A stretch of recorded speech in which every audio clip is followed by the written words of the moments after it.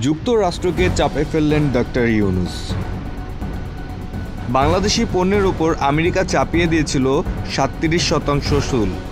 রপ্তানিকারকেরা দিশেহারা। ঠিক তখনই ডক্টর ইউনূস যুক্তরাষ্ট্রের সাবেক প্রেসিডেন্ট ডোনাল্ড ট্রাম্পের সঙ্গে আলোচনায় বসেন। সাহসী এক প্রস্তাব রাখেন তার টেবিলে। তিনি অনুরোধ করেন বাংলাদেশি পণ্যের ওপর শুল্ক অন্তত ৩ মাসের জন্য স্থগিত রাখার।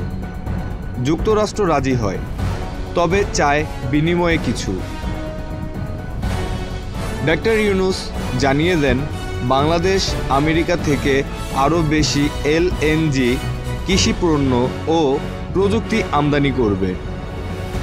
দুই পক্ষের মধ্যে স্বার্থের এক দারুণ সমন্বয়। বিশেষজ্ঞরা বলছেন এই চুক্তি শুধু অর্থনীতির নয়, কূটনীতির ময়দানেও বাংলাদেশের সাহসী পদক্ষেপ। দীর্ঘদিন পর যুক্তরাষ্ট্রের সঙ্গে এমন কার্যকর আলোচনায় বাংলাদেশের নেতৃত্ব আবারও বিশ্বমঞ্চে আলোচনায় এসেছে।